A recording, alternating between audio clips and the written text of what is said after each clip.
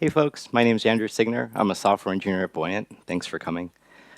Today I'm going to do an intro to Linkerd. I'm going to start out with a little bit of just baseline, what's a service mesh, then go in kind of the history of where Linkerd came from, and we'll spend most of the time in a demo. Y'all are welcome to follow along. I promise you only have to run 2 commands on your laptop to follow. It does require access to a Kubernetes cluster, so if you have access online, that's probably good. I'm going to be running it locally on Docker for Mac. That works too. I think if everyone in this room started pulling Docker images, things could get kind of weird. So we'll see how it goes, but feel free to follow along. So first, kind of a little background on what's a service mesh. I'm sure you're hearing a lot about it at this conference. You probably hear about Linkerd, about Conduit, about Istio. Service meshes are usually composed of 2 components, a data plane that sits in the hot path and manages all the requests, and a control plane that kind of keeps an eye on the data plane and allows you to set routing policy, look at metrics, maybe have a nice UI to kind of give a high-level overview of what's going on. So typically in the data plane, you have a small proxy that's either sitting inside every pod, or in the case of the demo today, Linkerd is going to be running as a daemon set, so running once per node. And we can kind of get in later on like the different patterns and why you would do one or the other. So moving along. So now we're going to go way back to where Linkerd came from. Some of you may know this story. So Buoyant was founded by former Twitter infrastructure engineers. I joined Twitter in about 2010. The site was crashing every day. The World Cup was happening. Every time Brazil scored a goal, the site crashed. We were probably the largest Rails app on the planet. You never want to be the largest of anything on the planet. We knew we had to decompose this thing into services. So we kind of set about doing that. And as we started decomposing this giant app into services, we realized that we were kind of re-implementing the same things in all of our services. We needed to deal with things like load balancing, back off, failover, circuit breaking, routing.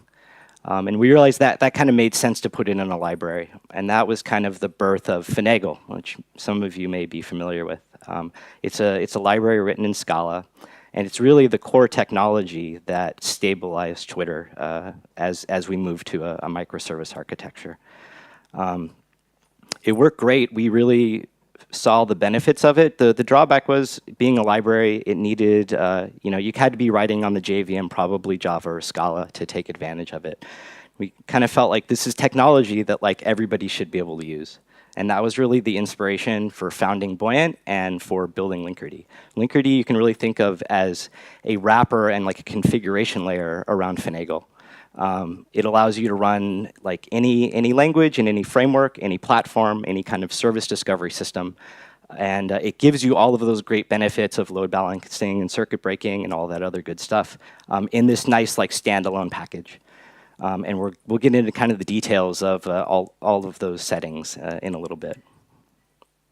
So now we're going to launch into the workshop. Like I said, you're welcome to follow along on your laptop or just watch up here or do it later. This will be up in perpetuity. But if you want to actually go along with it, it's at bit.ly/Linkerd. So let's jump into there. All right. So this demo is based on a blog post we put up a while back called "Go Faster by Adding More Steps." It's intended to be a little tongue-in-cheek. A question we often get when we're trying to like explain Linkerd to people, as an engineer, I'm inherently biased towards like adding complexity into my system and especially like adding an extra network hop between every microservice call. There's something like inherently like that sounds like it's going to make things slower. And what we're going to show in the demo is that through intelligent load balancing and circuit breaking and all that, we can make your network faster and more reliable. So I mentioned earlier the workshop requires 2 commands to run. Here's the first one. I'll make this a little bigger. I don't expect you all to read this, but what I'm going to do is I'm just going to curl a Kubernetes config file and start it running on my laptop. It'll take about a minute or so to come up. If any of you are doing this yourself, like I said, there's some Docker images that I have cached that you would have to download, so it would take a little longer. So let me give you a picture of kind of what we just deployed. We basically deployed two parallel clusters, one with Linkerd as a daemon set enabled, and one as just a normal load testing application using round-robin DNS.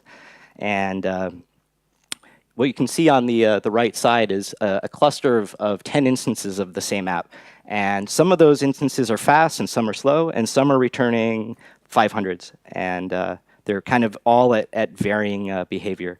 The other one, the baseline, is just doing dumb round-robin DNS, nothing fancy. So those are kind of the components we've got in there. We've got what we call a slow cooker. It's a little load tester. You're welcome to try it. It's open source. It's really nice for like running very long load tests and kind of evaluating the behavior of your service over a long period of time. It exposes metrics to Prometheus and all of that. So in addition to the two slow cookers, we've got a Linkerd in there, and we've got 20 instances of our backend, which is just like a dumb little Go process that when you boot it up, you tell it like how much latency to exhibit or how often to fail, like 20% or 40% or whatever. And then for monitoring, you'll see in a minute, we've got Prometheus collecting from all of these components, and then Grafana to show it in a dashboard. So the second command in the whole workshop, I'm going to run right now, and that's going to open just a port to Grafana so we can see what's going on. Hopefully, if everything worked, it'll come up, and you can see like pretty plainly that we're getting almost 3 times the throughput from Linkerd that we are from the baseline cluster. So let's kind of dig in a little bit and see what's going on. You can see, like, in addition to the triple the throughput, the latency across like P50, P95, P99, it's about twice as good. And where you really kind of see what's going on is, I don't expect any of you to really be able to read this. If you're on your laptop, you can zoom in. It's on the bottom in the middle. But what this is showing you is the relative load between all of your instances. And the instances that are healthy, Linkerd is favoring those. It's sending like most of its traffic to the healthiest nodes. The nodes that are unhealthy, Linkerd is barely talking to. It's actually just kind of poking at it and trying and seeing if some of these nodes are becoming healthy again. The baseline app is naively just distributing load across all the instances. So in addition to getting that better throughput and better latency, because Linkerd is protocol aware, you're getting better success rate as well. So Linkerd is able to maintain 100% success rate through some retry mechanisms, while our baseline is giving us 90%. So that's kind of the punchline of like, you've added a network hop between all of your requests, and you've gotten much better throughput, better latency, and better success rate. So let's kind of dig into like what's really going on in this demo. So here's within that giant YAML we just posted, there's a Linkerd config in there. There are a lot of knobs and settings that you can control in Linkerd, and the repo that this demo lives in has a really wide variety of examples. So if you're interested in exploring, like, go into this repo. It's called Linkerd examples, and you can get a ton of different permutations of how you would set this thing up. You're able to set up an admin interface, which you'll see in a moment, that allows you to interact with it. Just kind of test that Linkerd is up and running. You can configure all kinds of exporters. So today we have a Prometheus exporter. It also supports like tracing and other formats to export metrics and tracing data. And then we have a naming system that allows us to kind of have pluggable service discovery. So today we're using Kubernetes as service discovery, but if you're using Console, if you're on Mesos, or if you're using Zookeeper, Linkerd plugs into all those. There's a particular service discovery system that we don't support. Like, we totally accept pull requests. It's a plugin interface, and we're very open to that. Kind of the core of the configuration in Linkerd is its routing configuration. You can have Linkerd listen on an arbitrary number of ports on an arbitrary like protocol. So in this case, this is a relatively simple configuration. We're listening on one port, and we're just doing HTTP1 traffic. And what we've instructed our load testers to do is to hit that Linkerd on localhost in the daemon set, and Linkerd is routing it for us. Where the real routing happens is this almost DSL we have called DTABs, delegation tables, and that has its roots in Finagle. And this, again, you see this is like one line. It's basically instructing Linkerd. When I say I want to go to app foo, it's just going to look up app foo in Kubernetes, find it, and route it for you. So the application didn't really have to understand that it was talking to Kubernetes or anything. It just like gave it a host name, and off you go. We have some users that build dtabs that are like hundreds of lines long. And you'll see in a few minutes like how you can use this functionality to dynamically affect routing policy if you want to do things like blue-green deploys or failover, anything like that. A little farther down, we get into the sections that are actually making this thing perform better. So we've enabled a response classifier that tells Linkerd anytime it's doing a GET request and it hits a 500, it's OK to retry that. Depending on your application, you may never want to retry GET requests. Maybe you want to retry PUT requests. All that is configurable.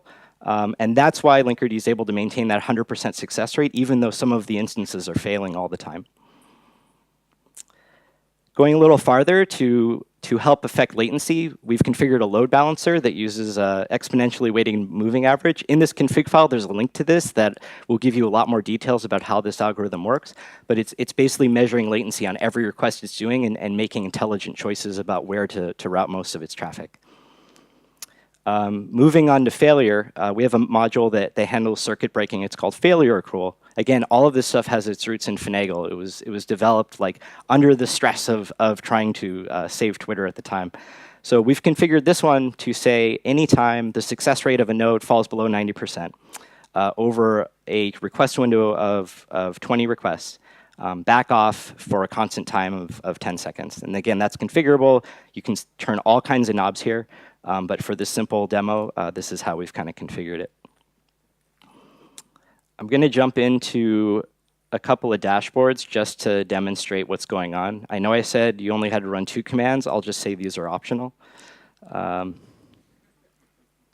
we're just gonna peek at the Prometheus dashboard and the Linkerd dashboard.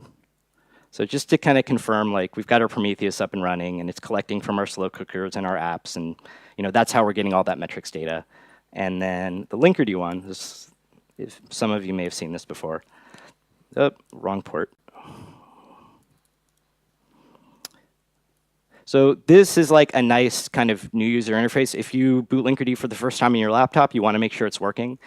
You've probably configured an admin port in the config file. You can go right to this page, and you get a live stream picture of the requests that are going through this particular node. Note, if you have like a 10-node Kubernetes cluster, you're going to be looking at one node at a time here.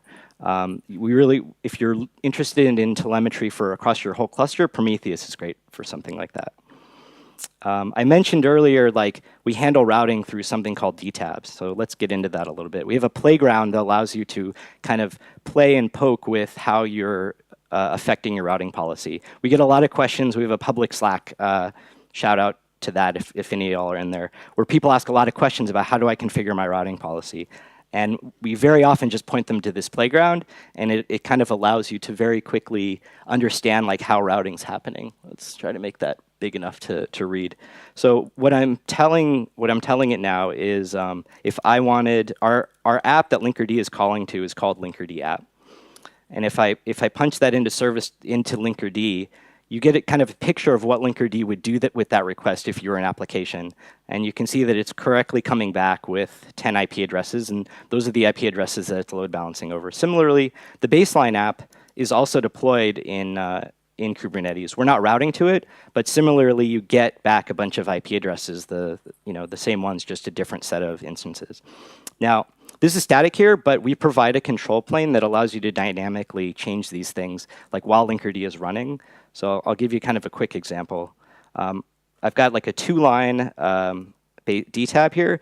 What I'm going to do is any request that comes in for the baseline app, I don't know if any of y'all can read that. Let's see. I'm going to say, rather than just sending it blindly to Kubernetes, I'm going to say 9 times out of 10, like route it normally, and then 1 time out of 10, route it to the other cluster. So what we're doing here is kind of, you can imagine doing like a slow rollout. We have users that integrate this with their deploy system, and as the deploy is going out, you can just keep updating your dtabs and keep shifting traffic over slowly. So right in this UI view, you can go in and you can affect your dtabs and say apply. So now I have this newer dtab. Now if I try to route to the baseline app now, I'm going to get a more complicated tree. I'm just going to I don't expect any of y'all to read this, but the general picture of what's going on here is kind of showing like the decision tree of what I've told Linkerd to do. So based on these different rules, like I said, 9 times out of 10, it's going to route to one cluster. 1 time out of 10, it's going to route to another. And so you can play around a lot in this just to kind of get a feel for like how you want to craft your DTABs and how you want to control routing policy. I should say that making these edits here will not affect the production Linkerd instance that's running. You can't break Linkerd by playing with this playground. We learned that one the hard way early on. But we do provide a control plane and an API if you want to hit it and dynamically change these things as you go.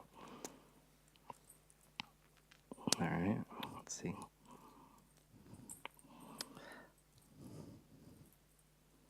So that's most of the meat of the talk. I figured there'd be a few questions. If anybody tried to get the workshop running, I'm happy to answer questions about that too. I know that was pretty quick, but I'm open to talk about anything y'all want.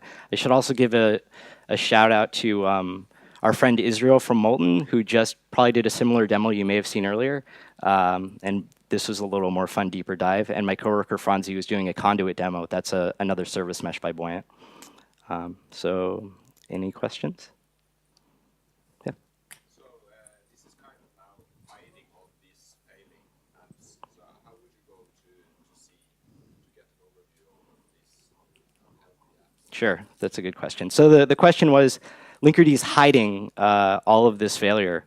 How would we know what's really going on? So that's a good question.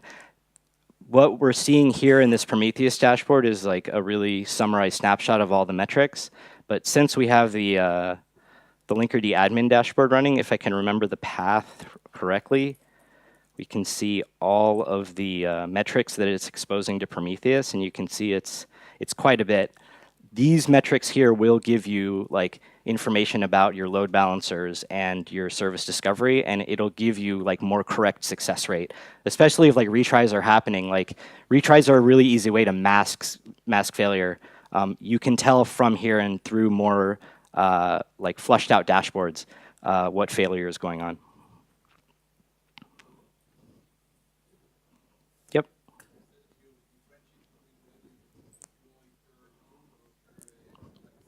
Yeah, that's a good question. Okay, so the question was, here we deployed as a daemon set once per node, and another common pattern with service meshes is as a sidecar, 1 per pod. It kind of depends on your use case. Linkerd being a JVM requires a lot of memory, and it's for most folks, especially if you're running a bunch of like little Go processes, putting a JVM next to every single pod is a big memory hog.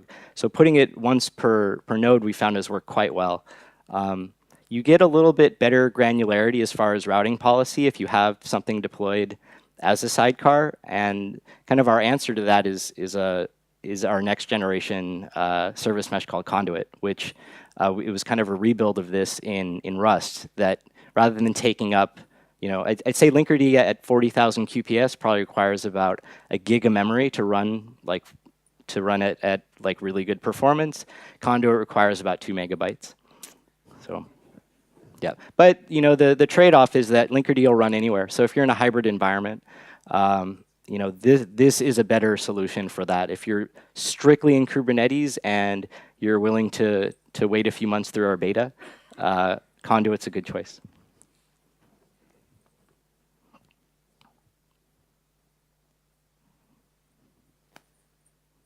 Yep.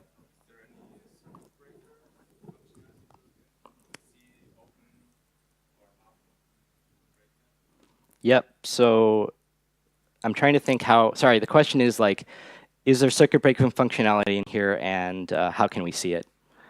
I'm not sure how to visualize it right now. It's documented in like from the link in this config file.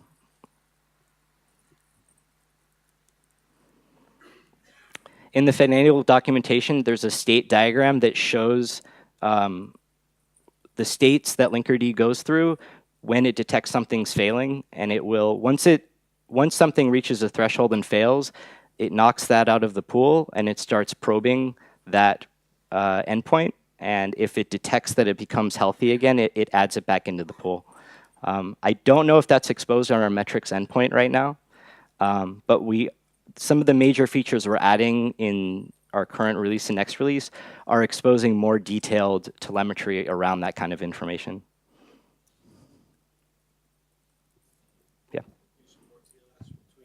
Yeah. Yep. So we can, I should have said that at the top of the talk. Sorry. The question is, do you support TLS between nodes? We do. So if you have a bunch of apps and you want TLS in between them, like we can just handle that for you.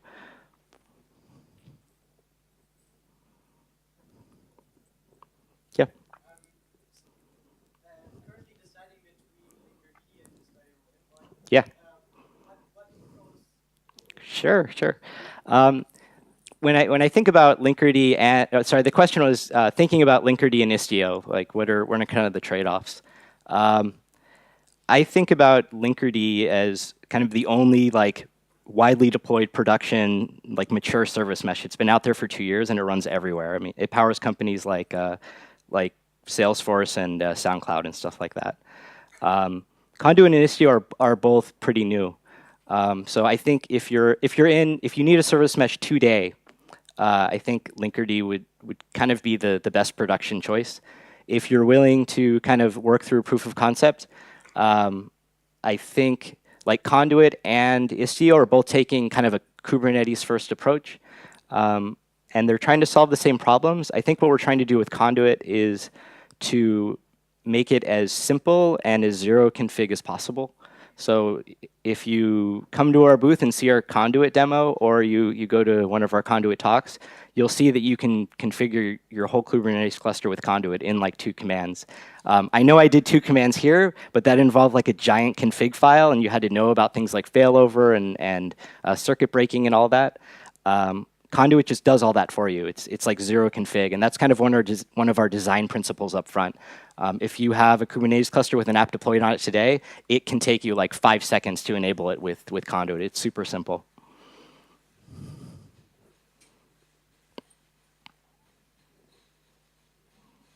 Yep.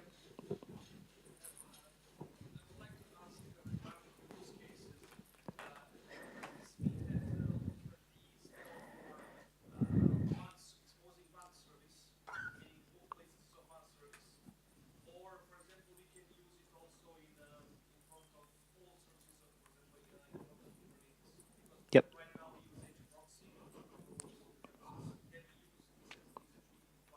Yeah, that's a good question. So the question was like the demo we're seeing here, Linkerd is kind of running like inside your cluster. Like what about in front of your cluster where you would typically put something like Nginx?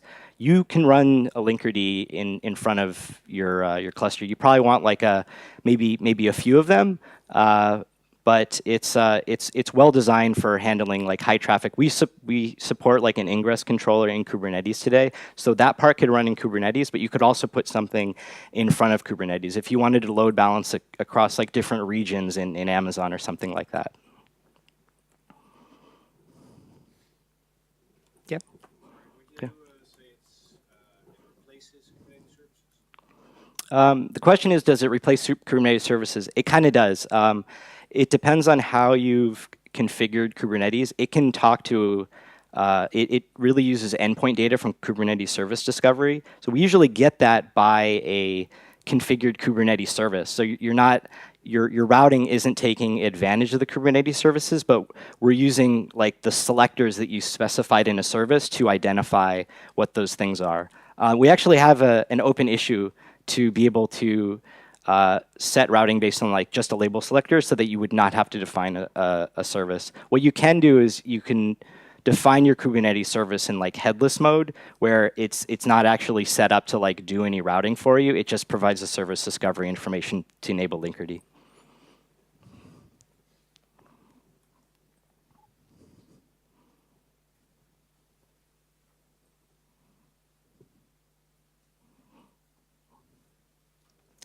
All right. So thanks a lot for coming. Please check out a Conduit talk. Come to our booth. You can come up and ask me any kind of questions. I'm happy to chat about this stuff. So thanks a lot. I really appreciate it.